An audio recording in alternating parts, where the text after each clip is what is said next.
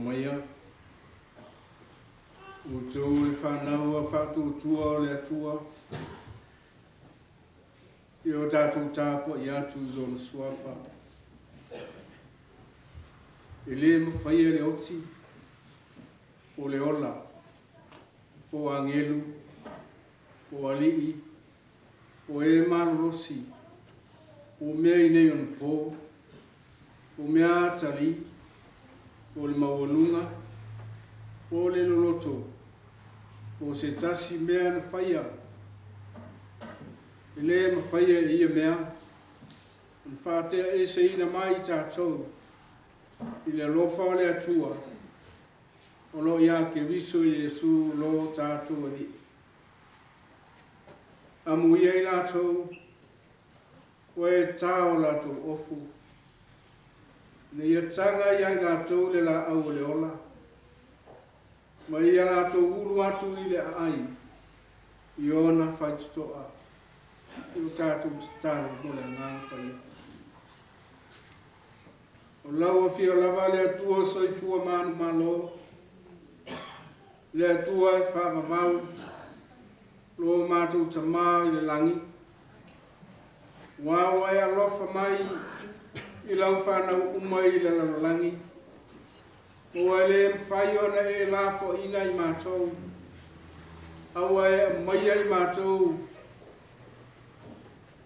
Mai le ato le oti e whai patai au. O le oli ina ua e li liwina. Le ola whanau noa. E whai maola oli ma fia ono ke viso. Le ali ie. Ua e sila mai. Lo mātou iai to e sao ninga lo ona tinai ni nei tai au. E wale atu toa lava. Ona mātou whaia o se mea. Māngana. Ua e whasoa soani mai. Le e wha maa whanwhana ina i mātou. Whātupu tele ina lo mātou ola whātou tua ma tonu le olofa. Pea mātou whano longo i aua whionga pa ia. Ma wheatalai mai, loa nganga, le whamoe ola i lo malo. Ni a tupu ai pēr lo mātou oli mal fia. Ina ua mauti noa, o lo soifua manu malo lo mātou li whaola. I tupu ai lo mātou fia mal file mu, ono lo whatasi mai. E ala ia Jesu ke riso, lo mātou ali. Amen. Tātou pese i le atua le viinga e se lau se fu. Le viinga se lau se fu o mai e pese. Ula i atu lea le sunga le aso swani a tofa sua. Ma mea. Mori feite uina o liso ana fiong pa ia. Ma ea feite uina le fiong pa ia le atua. Tātou. I atu lo lea mo. Mori mau tutoe mori tina. I te leisa uinga. So ele é mais pessoa que fala nada. Esse será o escudo.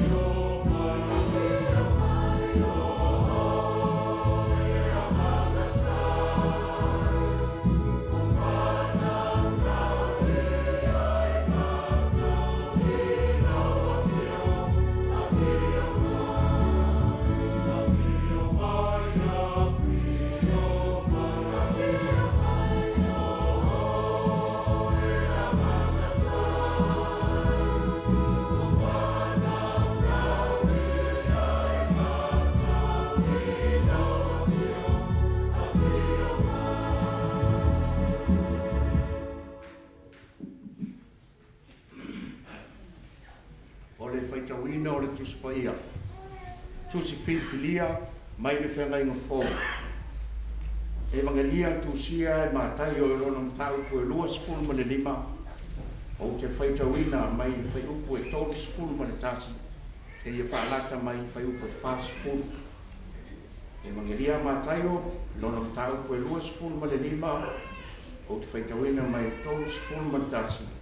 E ia whaapau mai whaiupu e whasifuru. Whaafonga mai. Ka whionga pa ia ara tātou tua. Pe a saula tali i o le tangata i lona mamalu. Ma le awa ngel pa ia uma whātasi mai. Ti te eile o ia i lona lofo a lii mamalu. Whaapoto fo ia i ona nu uma lava. Ona tu ese ina lea o i la tau e ia. E pei o le leo ma moe ona tu ese ina o ma moe ma oti. Ona tu ese ai lea e ia. O ma moe lona i tūtau tau, a oti lona i tūtau anga vale. Na whai atu ai leo le tupu, i o i lona i tūtau tau, o maia, o tōu o whamanuina e lo tamā. I whai mo o tōu tofi le mālo, ua sauria mo o tōu talu o na whawaeina le laulang. O wāna o fia ai, o no tō avane ai leo ni mea, o te ai. Na o fia inu, o no tau avane ai lea. Na o fia inu, no tau avane ai lea, uni vai, o te inu ai. Sa whai au, matangata ese, o no tau talia leo a. Na o le lava lava, o no tau Faafouina leo a. Na o mai, o no tau asiesia mai leo a. Na o le whare pui, o no tau o ane ai lea i a tea. Na tali mai ai leo ia i a te ia. O ea mea tonu e whape mai le. Lea li ie. O na whea ni mātou loa ai oe. Ua fia ai. Na mātou whangaina oe. Po fia inu. Na mātou o vane e te inu ai. O na whea foi. Na mātou loa ai oe o le tangata esi. Mātou talia oe. Po le lava lava. Mātou te Faafouina oe. O na whea foi, na mātou ilo ai oe, ua maa. O i le whare pui, na mātou atu ai i a te oe. Na tali atu ai leo le tupu. Whape atu i a te ilatou, e moni, o te whai atu i a te utou. O ana whaia o tau i le tasi o e au pito i titi o usonei. O a ula valea, na o tau whaia i ai. Whamia mai le tua, lo tātou whai tau whanau longo i ana whio. Mai a te i pēa lona vii. Whāwawau. Amen.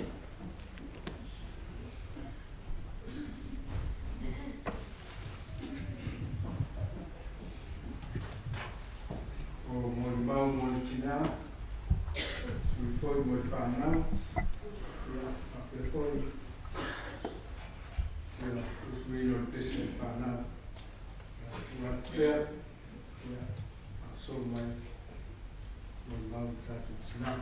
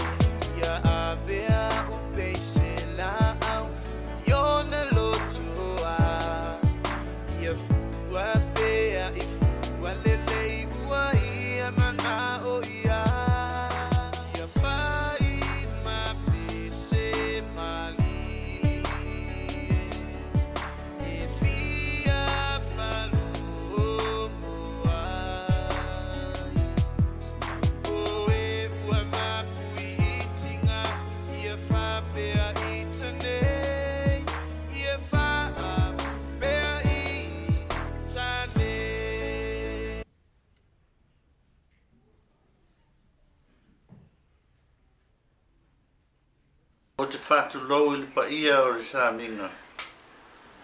Ma o whātālofa atu fo I lausunga I le toe ina si loa lolonga. O le taitai o le sāminga, whāpea lo whalitua. Whātālofa fo I whawhengainga ma o lātou whalitua. So se whata whaetaulanga.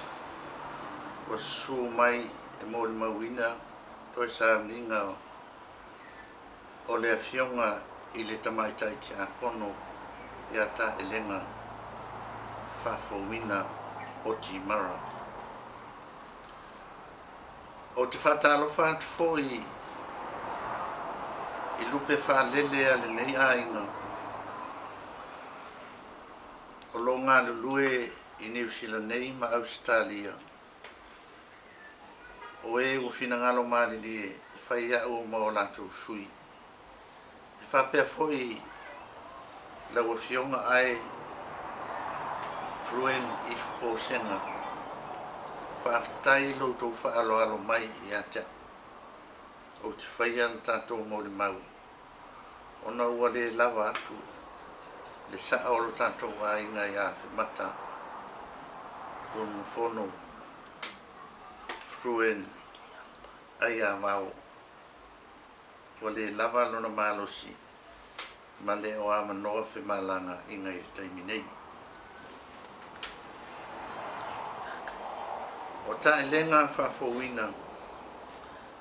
O lona lua lea o se whanau e toa sifuru ma le lua na whanau ina e o mātou mātua.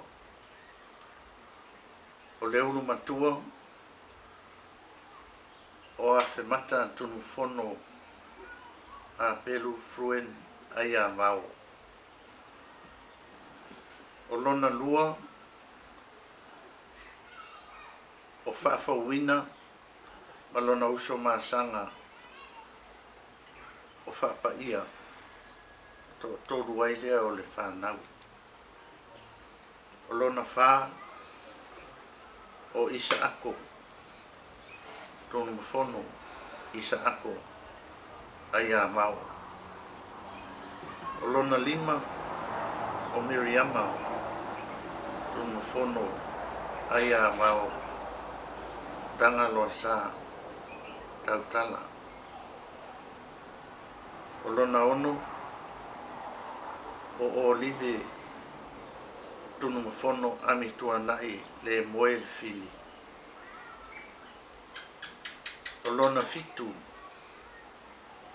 o Caroline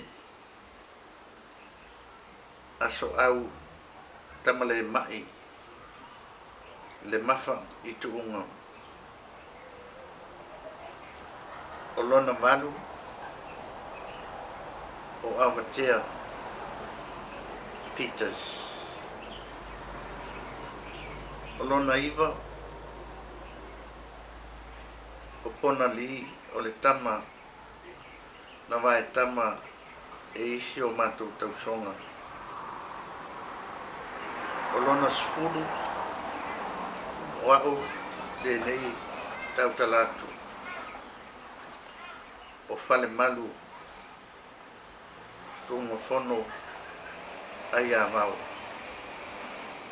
O le whaiwhi au pensione malolo. O lona sifuru ma le tasi. O tōnga whono teo ma epu. O lona sifuru ma le lua. O sawi leonge eti to filau wa e lua. Mai le to sfulu ma le lua o mātou. Toi to tolu mātou o loo toi nei. Toi o awhi mata a peru leu matua. Mā ule nei o whale maru.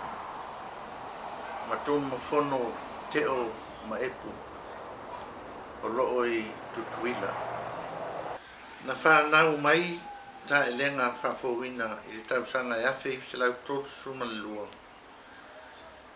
I le ainga o lo mātou tamā I leu sori. O ia e matua i lona uso masanga o whapaia.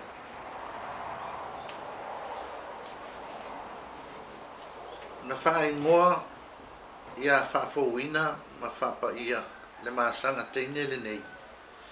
E whamanatu ai le whaaipoipoina o mātou mātuo ina ua whanau mai le nei masana teine. Wa suia ai ma Faafouina ai lo lao langa. Ma ua fia ngā lulue ai mo le ngā lue ngā le tuo. E winga tutusa la ua malona uso masanga. Ai foi i le mafua anga lea. Na tutusa ai tama e faito lua i ai la ua. Tama Solomona uma. Na whasuafa ia ta e lenga le loo e tusa malona manao. E ui ina o le manao le mātou tama ia suafa ia tunu fono. Ai fai mai manao i le ta e lenga. Ona e wha lupe o le tapunu ma le kule o le sa fia no nofo e tautua o mātou e sa tawa. A o le whautuanga no mātou tamai fo i ia pia. Wha a onga le la whanau.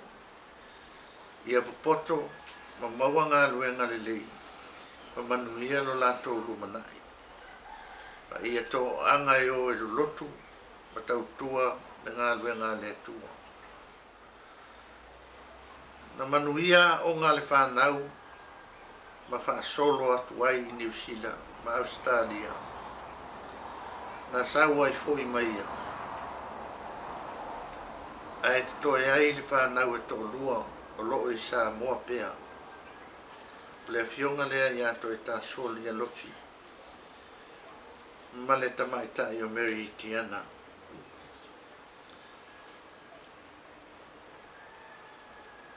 Sa tau muli lava ta e lenga. Faafouina i lana whanau. Ia manuia lava lo lātou lumanai. E soo Faafouina i o mātou mātua. Le toa tele o lana whanau. E se fururua le whanau o mātou mātua. A e se furu tasi le la whanau. Ana le vave maliu si ona tau lua. Ai lava e o i le se fururua. O le sili atu fumi le la whanau. Maua lima nei au ngā tūpulanga e tutupu mai a teia. Wa le mawhai ana o whai tau dia. Wa toa tele nau nau le whanau a Apirahamu. O ia o se mea lofa na fua i mai e le atua molo mātou a inga. Sa whaalia i a teia winga le lei o le atua. O le alofa i so stangata. E osi a aina, e mata a aina, e lau fonga fia i so stangata. E fai tama, fai mea sili. E fia tele i tautalinga ila, ma mama fei lafi, ma ofu mana naia. O se vai tau mata. E a mata mai lava i pine wha mau lo nao. Tau talinga, ofu, asoa, mama, se vai. E manao lava, ia match lava mea uma. E fia, e sa masiva. Awasa atangia ia te ia. Le siva faa teine sa moa moni. O ia stangata fia ma futa i le atua. I le titalo i le ao atua malipo. A fai ana titalo se longa lava e uma na whaalau ingoa o tangata na te manatua I lea taimi. O a uma lana talo. O se tamaitai Samoa e whai uso. O se tamaitai Samoa e whai tuangane ma whaama malu I ona tuangane. Ma o lātou taito lua. O se tangata e tutusa ia te iala na whanau. Ma whanau uma o na tuangane ma o na usu. Sa no nofo I staimi umi I songi ma whainga aluenga ina ua ese mai leu soali. Sa ngalue I le whaia o whangu sua malie. Ale company le fale o loa o sia mani naso. Pau lea o le fale sa nga osi ai whanguini I le nama I taimi. O ia o se tautai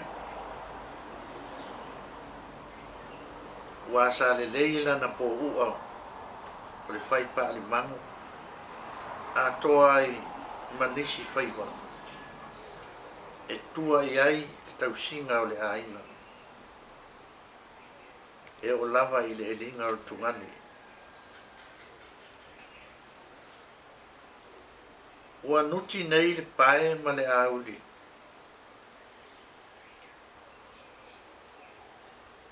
sa I le mauta I tau ese al manu o lo mātou ainga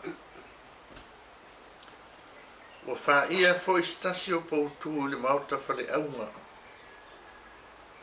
I lo mātou wāna nofu ai o uso matua ngane I lo mātou ainga sa tau ai ua toa I nei le timu po I sāne nuu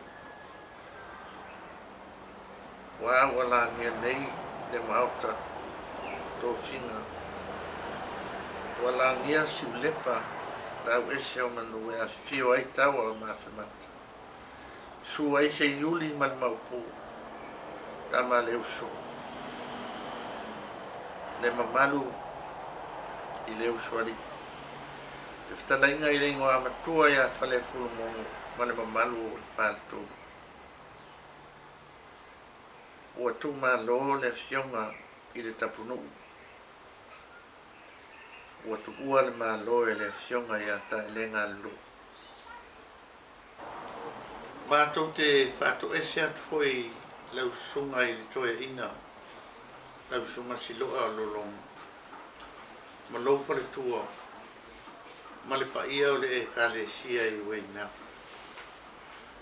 ona oni se mani whale tonu o soifua ngalue ma se au nanga whale au a lo mātou tina e tua fine ma le usu a lolofa e whamangalo se o Taelega lo Faafouina I loutou wā o lea se le lei na ia whai o lea se maa na ia tongi e atia e ai o sosoani ai I le whalau te leina o le ngā luenga le tua I lautou e ka le sia ia whai lea mo vi inga o le tua ai mātou te le fia whaia se vi inga o Taelega ave whai mo vi inga o le tua tana au nanga sa whai na fua ina mai e le tua o ave se ina e le tua ia whamanuina le swafa o le tua ai lava ua tusa Taelega Faafouina ma le la au na tuto I tafatafa o ai tafi o lo pese ai le whai salamo I le salamo momo amu ia le tangata I le savali I le filfilinga ea mi o leanga e le tufoi o ia I le ala o ea ngasala e le nofo fo I le nofo o e tau e ai nau o ia le tulafono o le li ma fau fo ia I lan tulafono I le au ato malpu o ia fo I whapei o le la au e sto I tafitafa o ai tafi fua mai o na fua I ona lava tau e le to ulu on lau e manuia fo'i mea uma na te whaia. Mātou talitonu o ia lea na whai mea alofa mai ai lea tua molo mātou waina. Ia vi ia i pēr i suafa o lea tua e whamavau lama. Amen. O te whātu lo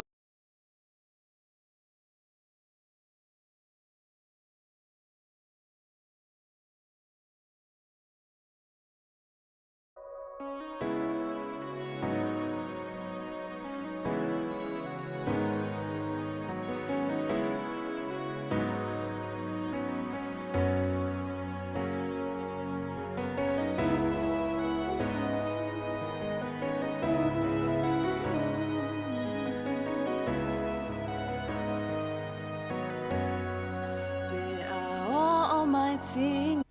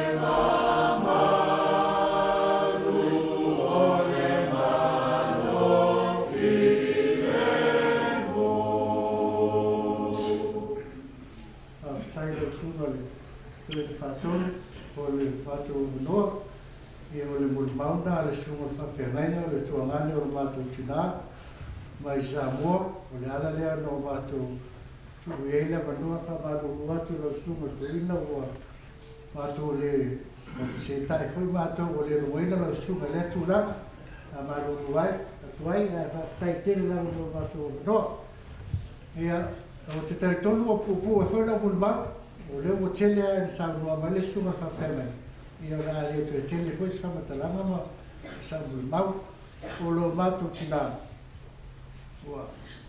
foi ina mai le li ave sei na le li ia fa pe foi o fa maluina le sua foi le li na soi fu mai ta le na mo lo uso masanga o fa paia ila so se fu ma le valu o yuni sta usando ta si ya fe io se la uso con le lu e lu o le uso li i lo tu anu ia na ala o no o sa tau e o mātou taiwa i eima, mātou nufua. Io no wala o ia le aina. E alu atu e nufu le aina, o le ala lea na alaina o mai o alo ama, io a masa fata, o le silifia le kato wala au e kare sia lea fiafi. O whanaua Taelega Faafouina, e toa sifuru matasi mātou, e toa lima tama, ma teine toa lima. Teine to ono, so whanau mai ai o grandchildren e tolu se fulu ma le iwa, o great-grandchildren e fitu se fulu ma le fitu, great-great-grandchildren e se fulu ma le ono, a tu tanga ia tu le pito le, i o le tele a o maangana na le whanau lava a Taelega. Leo whainga o e na tutupu vai a Taelega. E se lau fast food ma tolu o le po le fa ile tatou family service na fa na wali lo na se lau fast food ma tolu o mai ile si fa po ma fo le ai ia o ma tu tina e aga mali a fo isi time o tapo le si te mai tai o ma tu lu mo le Facebook o ma tu tina te talo it's 3 hours. Ke lo si le fia uma le kalisia natula a tau samiro, ia 5 hours. Ko lo tau si le fia, e le anga lava le ronga tua, e tali ti ngā mo saudi winga o matu, saudi winga tau mawhai. A whai a matu tua nai, no matu ailea, matu aia matu o matu mahona. Alai anu aia, fatua a te ia wai ai lunga, toa ia o ia lai ai, lai tau sabi, whapero le oi mo tau mahona. Ia, ona mo ia, alu ai, tau alu au ai, reise me whawai vai ai. O le winga na lo matu tina, sa matu fifi ai lava e tau sima. Ma piso swami ai ate ia, ina uo uro matinga. O lana te talo pe o na utamu, ia whamao nia e tau tanga ia tulu pito lea, o matu manuia o mai. Wana talo ia e loa i isi o matu whanau. A pisili atu isi vaenga o latu tina, o ai lo matua lea, ona whaile ia. Tau te mana tua le, tu matua lea, a te talo tau te whiuro mui. Ia, ona maamalama ele o nei tamaiti, e whapenalo na winga. O na mātou tina ai na ua ngase. Ia, o te manatu o lewa o na wha, o na maua o ia ngase. Ai sa manatu sa wha, sa musu wha i loa iai mātou, o na rofa ia mātou. Sa nufo ia moona ngase talitali o tinga, se ia o ina avatu i maaio ngase. Ia, o a whapupuru mara mau, se ia o ina umatonga whitinga fo mai. Ia o na saunua mai reo fo mai ia mātou. Ia, o le ale me mātou te mana o ai. O na mātou whai atu le. Ia, mātou te whia mafuta pēr mara mātou tina. A o umatonga whitinga fo mai. Ro ia fo mai. O le tua sisi. O ia ona le malosi mara, le ona mara malosi. Mātou whanua moe, i le tua le mai o mātou tina. Ona o mātou mai elea, ma tausi i e whani. O mātou anō fo i klenine si au nei. A mātou sauni mātou te o i o mātou tonai. O te vili mua mai le mātou ainga. Ua tuua roto alo matua. Ia, ua sui, mai atu, ua sui na lai. Ia, whai role tatalo tatu me ai, hela matou atu. Ia, te fuafua, ia matou lu atu o moro huma tatalo. Ia, whapena wingo na matou tina. A ola isia sa a unofula. Tira mai leo sino matua, tau whape mai. Ia, whai e oes tatu me ai. Ia ona whapena ia le o tau masani e siro matua i le whiu whaatari fo ia ona tatalo. Ia ai galo e matou ai o tatalo ia. Lae manui ai. Lea mātou te whaitio ai. Ai o whamanuianga nāno mātou tina ia te mātou ma mātou whanau. Ona ua ai au ona sila fia ua lata loro toi taimu. Ona whea au mai lau mātou te o atu i rona tō whanga te o mātou tala noa. Ona sau noa mai lei a mātou. O ia e fia ta oto me e ona mātou. E au o tō sira fia. E o taimi ni ndoro COVID. E le o whai ona tō e whewha i sisi. Ia, na o mātou whai atu ia. So se mea rau e fia ta oto ai. O Samoa, o whea lama le mea tauata. Nei mātou te hoa e avi e ia. A o le mawhai, o le reise tātou tonga whiti e mawhai tūranga o le larolangi nei o na pō, o le ala foi lea, ia, na mali ei o ia, o le mea u mai non soifua, o le ata oto ai. Ka pia nā o na iere, mātou mawhatanga man mātou tina, ia se i o ai le aso toki vaso tēnei. Mua, o mātou iei uma, msalo po o le whaatolu e lea na whaamawai o mātou tina. Rana whaamawai o mumu le whanma. Mātou o hoi. Na tūni e mātou i pafo le security e whanmai. O le ofi le whanmai mātou ai. O whaalawe lawe i ngā ruenga fōmai. O na o mātou atu i whaamawai o. Whapeala ma mātou o rona toi taimile. Ia ele ai rana toi nofu māsi no mātou o toi whaamalosi. A le aso lua se furu. Ona vai as tofi le vaso tene. Ia. Le aso lea na whātua a mātou vai ai. Ua ti ngā le mātou tina. Taibi uma na ngasi ai. I le i ai ai le whālia ra mātou tina, ni ona ti ngā. A la sutofi o vaso te i. Whātua a la mona ai ona tina. Si o ai na wala aulele. Ona whapea le o lona au. Toi wha mo ini ai ona mata. Ma umai lona soifua. O le mea moni nā, a toi puni ai ona whoka. Ma umai tuai lona soifua. E au noa ma se leo. E a lau sunga si loa. Tunga tuina. Whaafatai tele. Whaafatai tele. Mura maafutanga mura mātou tina. Ngā te leo le kalesia.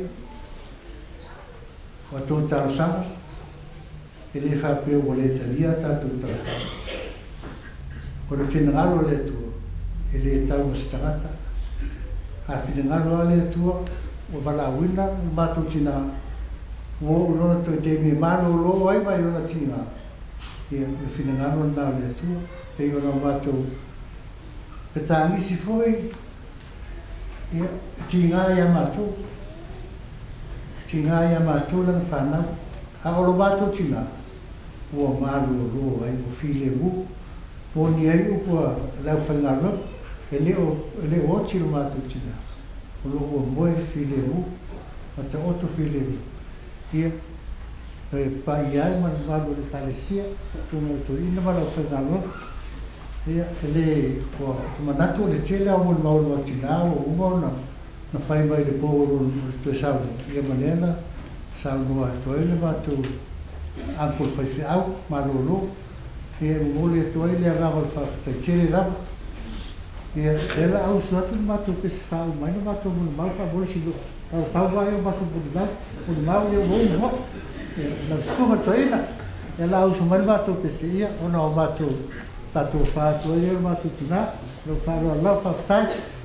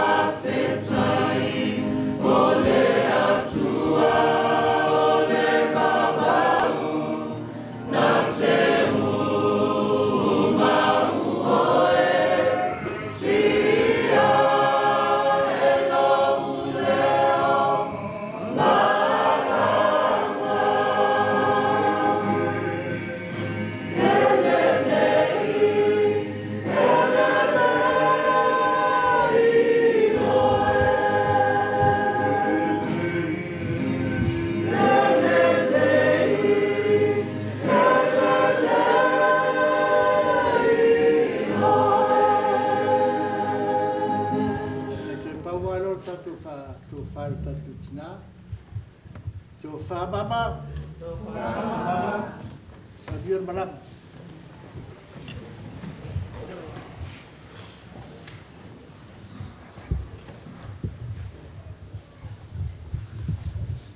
Pula ia tu le sunga i le whiau whanu whai ngā mātu ngā ua le ngu mea te lua le ana ia mua tātou tā sang.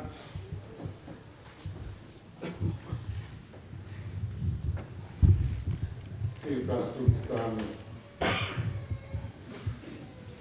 E pa ia lava lau fio le alii le tua. Le tua mai vavau e o i whāvavau mai mua.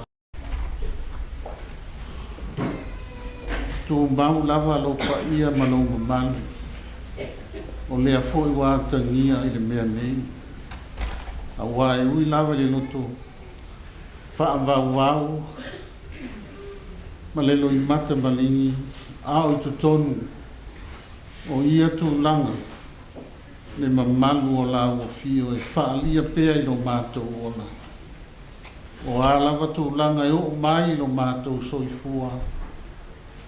E pule tu tasi lava la o fio. O whaalongolongo le nei whaapotopotonga i moli mau tā ua o lau au na tina. O OTI ai fo i o mātou langona ma o mātou loto. I le toa file mo o anga waa ma tā leni ma mea tā ua sa atangia i lona soifua. O mea tā ua ia o mea alofa mai lau fio. E saunia ai pea le soifua o lau whanau. Ina ia moli moli atu ma moli moli ani. Ina ia tupu pea i to tonu i whanau umalawa tai nane fo i o mātou tanata. Whawhetai le nei tae o fōta mā, o whaamoe moenga pei o nei ai, toe sauninga o lau au na tina matua. Mātou iai ma le loto whawhetai le i mea siri wa e saunia molo mātou wala. O mātou whawhetai ina ua mātou tau manuia mai, i whaamoe moenga le lei lau tau singa, ma lau leo leonga. E uina mātou iai nei vai tau le malulu au e saunia pea i mātou ma whaamawhana mai o mātou tangata. Whawhetai le ie le fia ma le oli ma le mawhana o lau pai mai pea i o mātou tangata. E ui taimi o whanoanoanga ai la ngona i pea le oli le ie o mātou tua. Whawhetai o poto lau whanau ma o mātou tangata uma. E whaatino leri i e toe sauninga o lo mātou tina matua. Ia vi ia la o fio lo mātou tama i mea siri. Mātou whawhetai i o nanga waa ma tā ua e pe o na mātou whalongolongo i a saunia pea. Ina ia tufane ma tufa mai ma tufa atu. Ina ia ola fia o tangata i au mea lofa o foa ina. Mo ia o mātou whawhetai mea umalava e tupu pea o a lava na sanga o soifua a e tupu lava mo se mea lelei ma ne tāua mo lau whanau uma. Whawhetai o mātou iai le nei tae au fau o mea siri whai mauvi ina. Siri na mātou whawhetai o Iesu man whaoratanga ua saunia mo le ola tanga o lau whanau ma o mātou tangata. Awa mātou whao maulano tamā. E anoa i o mātou se mā mātou o na sala. Tali tonu fo i le tele o nanga waa. Ai lava. Le atu e le atoa i te tonu le liu o le waa. Mātou wha maulalo ai lo mātou tamā. O afo i ni o na se mani whale tonu le mafutanga. Ma le whanau ma ainga. Tai nane fo i te tonu o le mātou nei i kālesia. Ia e whaama ngalo ia te ia, ai maise o i mātou umalava. Mātou talo lava, ia e whaama i mātou uma. I le toto i e sūlo mātou o li alofa. Ia o mātou wala au. Whao ngā ina o nā ngā waa le whanau i mātou uma. Ia ngā ia i pia i luma no mātou wola. Whao ngā ina mō lau o fio mau fi au. Wha moe ngā whai o le nei sauninga le ia ona toe sauninga ia iai pea lo lofa ma lo wanga le nei ia fa pea na nga le ia le tina mana ngava mo le fa nau le nga i le lumana ia saunia i mato taimi tau ma vai atu ai ma tina le mato langona le mafana fana ati o lo pa i mai ia i mato le ia ala mato te talo lea e ala i lo suafa Yesu amen. Marilinga i lua sarau tō sumatasi, a mai a rilinga. Nā ture atu le sunga i Faafouina, nā i lama maia, o le Faafouina le PIC tamaki, e mori un whama whanwhana, nā unga whoi lea mō tātou, au te whātou whātua i tātou tina. Pese i lua sarau tō sumatasi.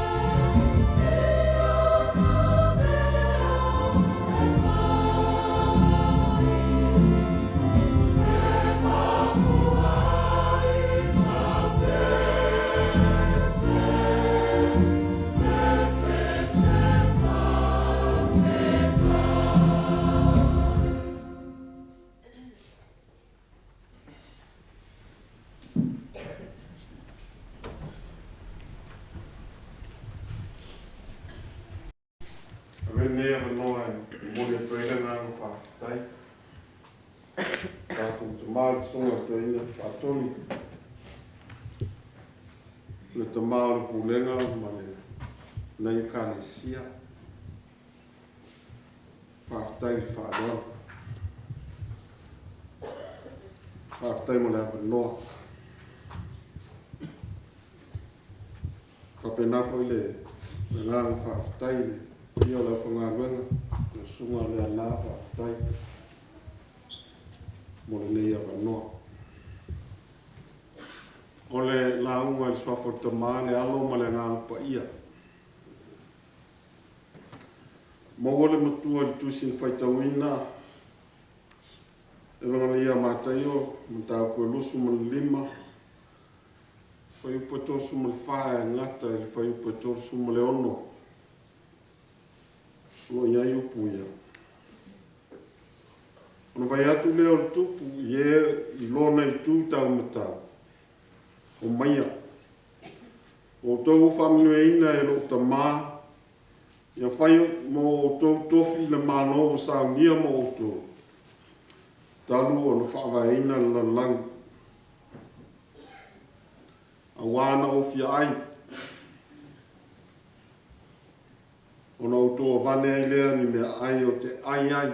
Na o fia inu. O na o tau vane ai lea ni vai o te inu ai. Sa whai ama tangata ese. O na o tau ta lia lea wau. Na o le lava wā. O na o tau Faafouina le wa. Na o mai. O na o tau wasisia mai lea wa. Na o whan pui pui. O na o tau wane ai lea ia tea. You will place the sheep on the right and the goats on his left. Then the king will say to those on his right, my father has blessed you. Come and receive the kingdom that was prepared for you before the world was created.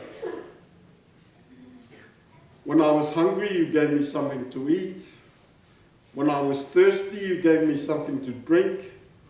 When I was a stranger among you, you welcomed me. And when I was naked, you gave me clothes to wear. When I was sick, you cared for me. And when I was in jail, you visited me. We ask many questions in times like these. And the most important questions we ask when someone dies, is the family okay? Are you okay? Are your loved ones coping with the loss? We heard this week how this family is coping with the loss of their loved mother. We heard the many good things that Taelega did for her family, for her children, her grandchildren, her great-grandchildren, and her great-great-great-grandchildren. I counted on Wednesday 4 generations. Our father from Samoa counted 5 generations. We Samoan pride ourselves in arithmetic, but arithmetic is the reason why we don't have a government at the moment. That's 5 generations that will gather at Christmas to enjoy one another's fellowship or give each other a headache. Not many of us can say we have been held by our great-great-great-grandmother. Only a few can say they have given their great-great-great-grandmother kokolese or their medicine. And that is an honor no one can take away from you. Praise God. No one. On Wednesday, I was looking for some tissues as I was touched by each of the family last words of their tribute. Manuela Malanga. To translate those words in English, may you return to God. Those are the words of our Christian faith that affirms that the life we have, the spirit that separates us from the animal kingdom, is the spirit and gift of God for each and every one of us. That prayer, those words affirms that God's spirit will return to God when this weak body gives it up in death. In a funeral, those who grieve wants to know if their mother is okay. Ole manuia manfifia o alo whanau a Taelega Faafouina mala oti. Ona o lana tausinga maana ngā luenga sa whai, ai maise le te talo. O le manuia manfifia leo ai ngalua, o le manuia manfifia na pesia ai whaasau o le tae ao, le whaiwhai atu ina ma le kalesia i wai mea. Ai mai sei lātou na whaawō iai nei lo matua. Wō tau whaafafonga ma mātou whanongonongo i mori mau i tausanga i tele o lon soifua. Via le tua. Tele aso. Mai aso o masina o tausanga. Na fōa e le tua i le nei ai. O ngā nuenga sa whai e Taelega, a wāla o tō soifua manuia ma le vāno whai le o langa nei. A wā e le tu mau. E le tu mau pēr. O le awa wala aule tua le tina, ua malanga lo matua. O e whaawā.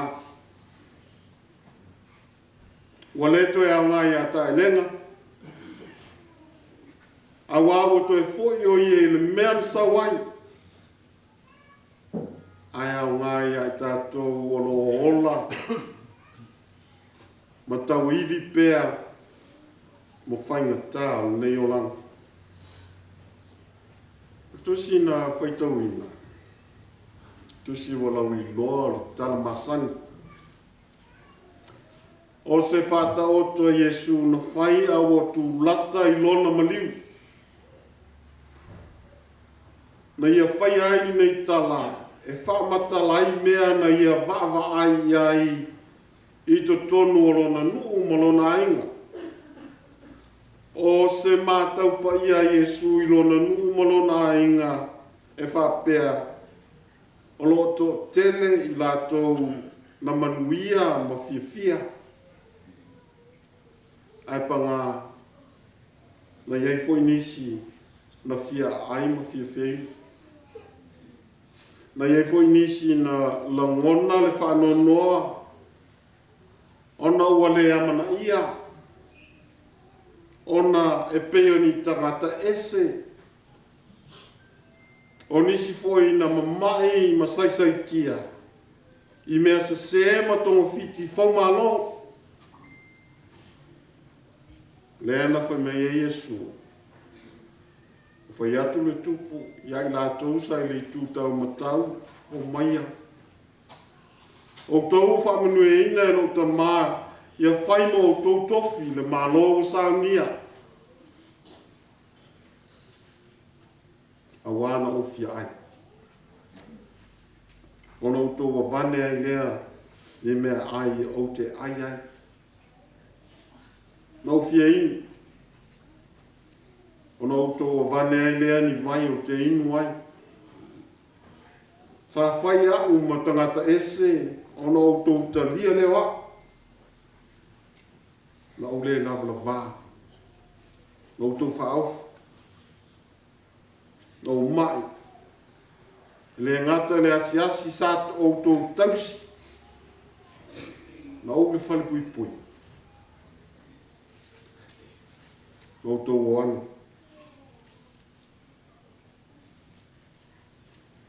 O mai na whasili le vaenga lea, ana whea. O ana whea e ana e fia ai e mai fia inu, Yesu. O ana whea ana e o ai tu langa le fia man le manu.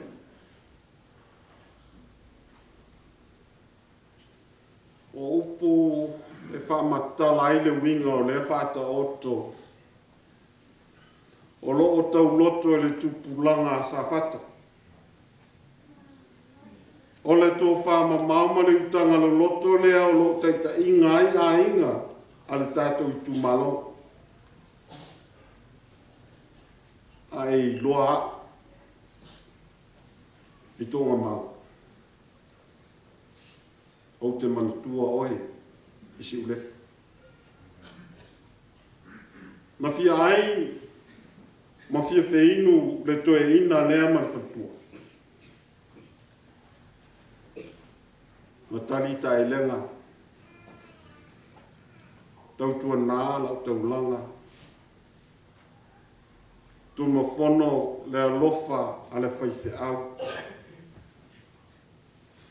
O Yesu lea. O Yesu nāna au suru mai i le lo matua i se fisosoani. Na tali Taelega.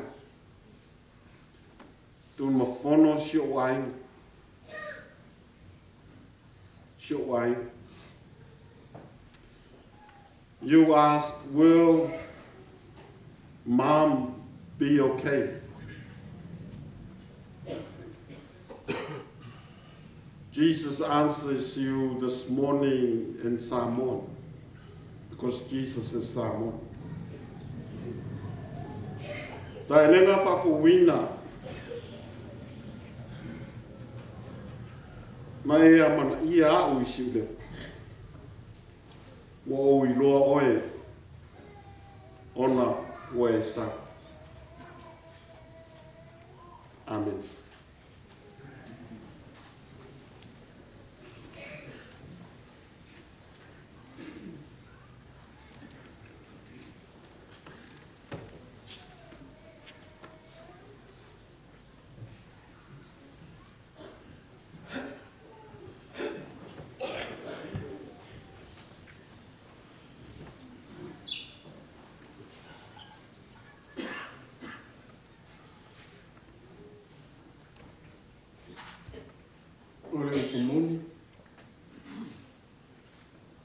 I le tau moli mawina,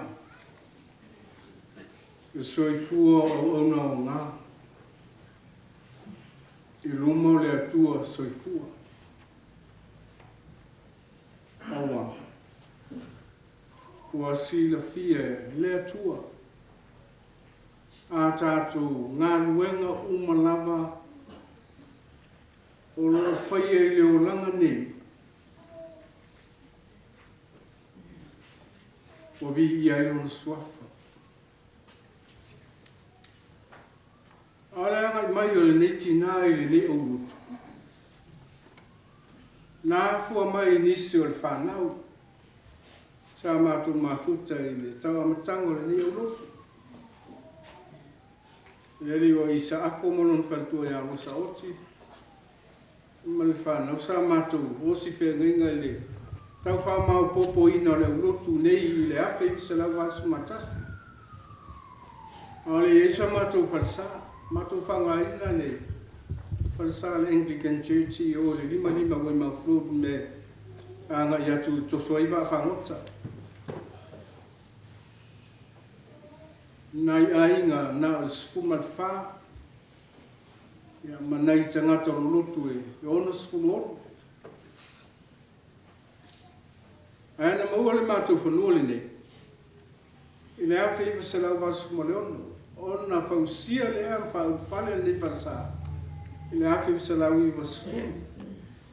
Nau mai e le whamaunga o a inga sa ngā rubue. O mai e ma le ingoa suafa o le oti.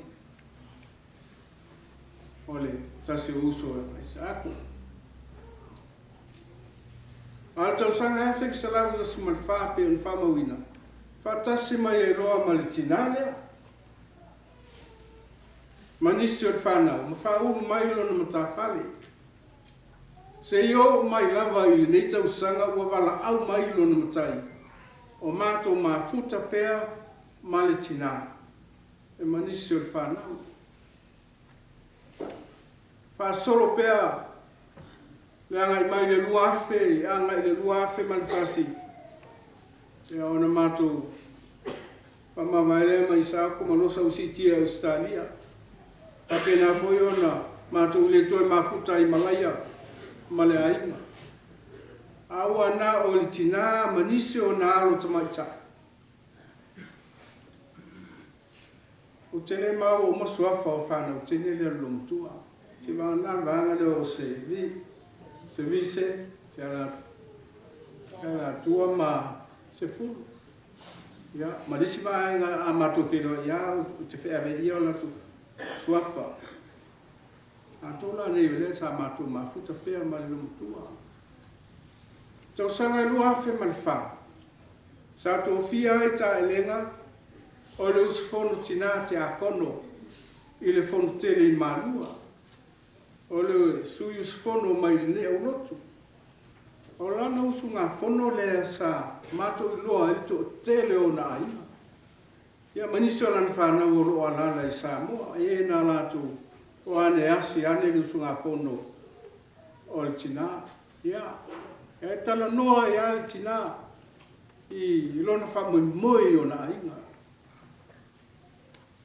O mama i pēr i soifuanga o Taelega. I leo se au una ua tau whata i tai. Pe tau sa ili po le ase mea na te whaia mo le ngā ruenga le atua. I leo le oa lava lana o nanga ma lana to o vai i le ngā ruenga le atua.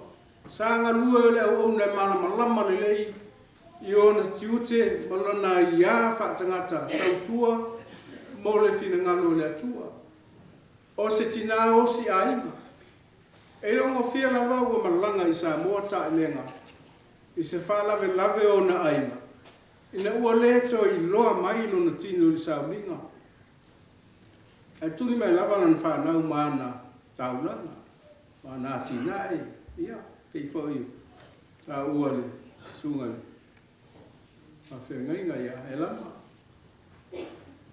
Whanau lava i se mea, a wale alofa le whiwhi au.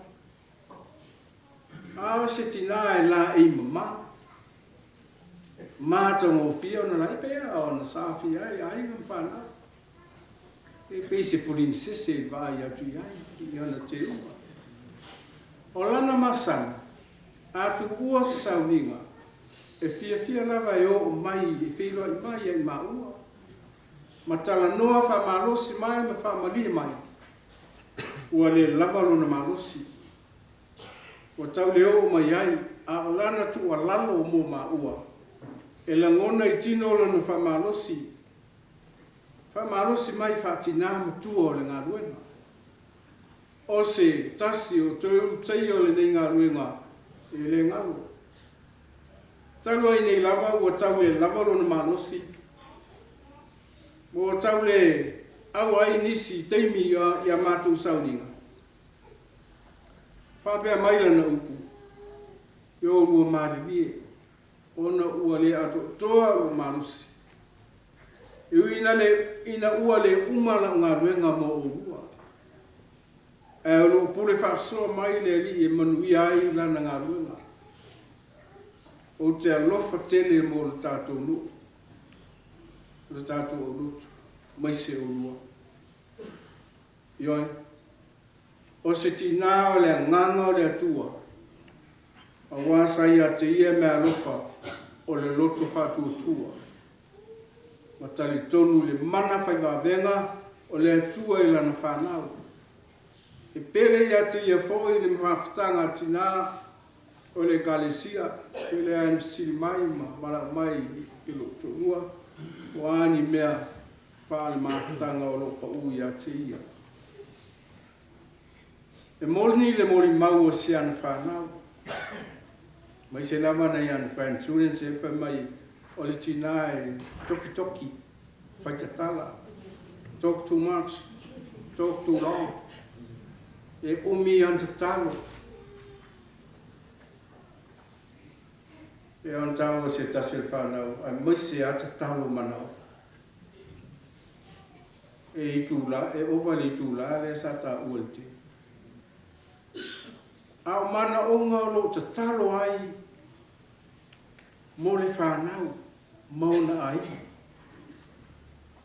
O lo awhi ai fo i mana wo, o le au lotu, ma le auna le atua i lan te talo. O le tina so i fua wha polo, ma saunia lo na loto wha whetai, i so se teimi awhi atu ai se asi singa mese, o lana whaife au. Ma te white na i lama pe atu mai se mea, po se tupe utu ai i pensine lo ta vale. Au vai ala valo na nauna mai pei, o sana mea fia lea, ina ua ai mai o tu ui lau tanga. Ona fia lea. Whawhitai mai, o whamui atu mo ia ma le whanau. O tau le whanau, ma whanau ona whanau, ia o tau. Mea lofa le atua, ia te o tau e ao, ona whai ai o tau mamori mau o le soifua o ngā lo tau tina. Amu ia lo tau mama, wāna marwhia ina o ia i loa.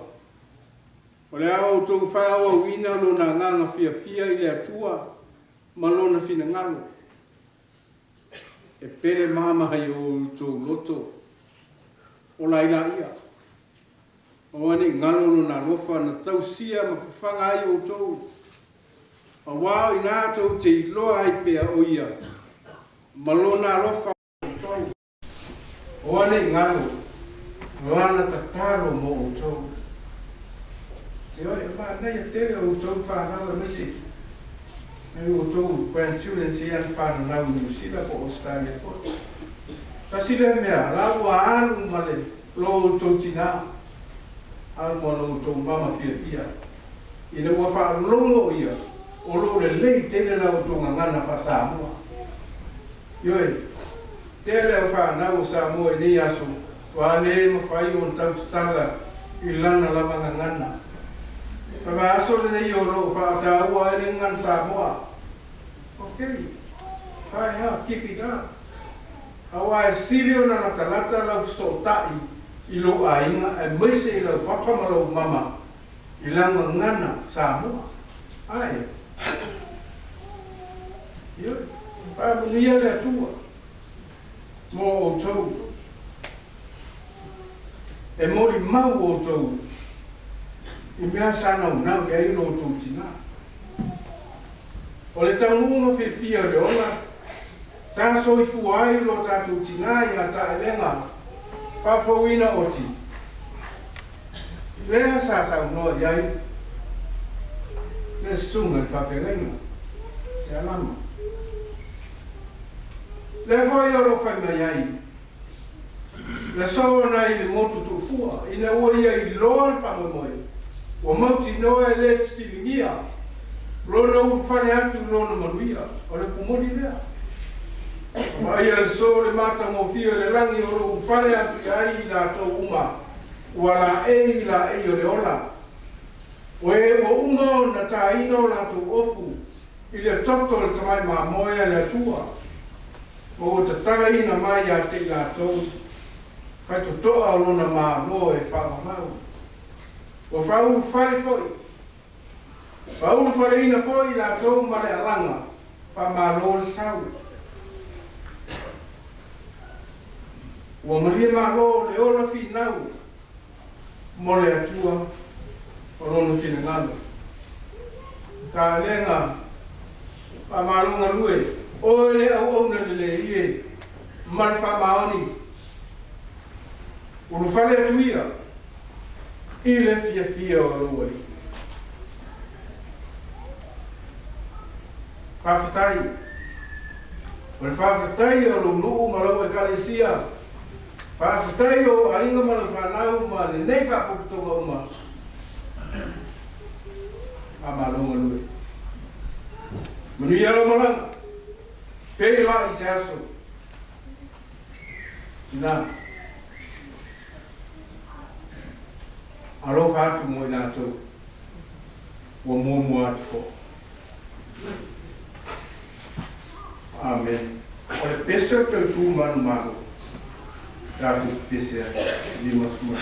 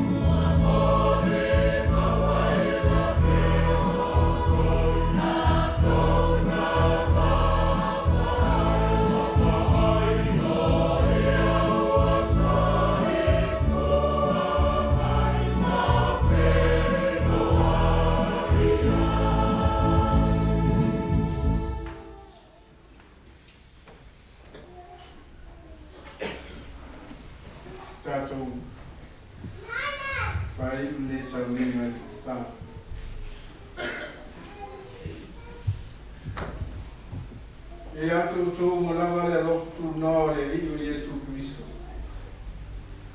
Ma le alofu le atua. Atua mai mafutanga fatasi ma le ngālu pa ia. Le file mu fōi mai le atua lo sisi lava i le umai manatu i anu. Le leo inaio o tō loto atua ma o tō mafutanga. I le koto ma le alofu le atua ma lo nalo Yesu Kristo. Lo tātou ali. I le manuia o le atua le tama, ne alo, male ngānu pa ia. Ia te i tātou pia lava ia so umai le unoa. e whapama. Amen.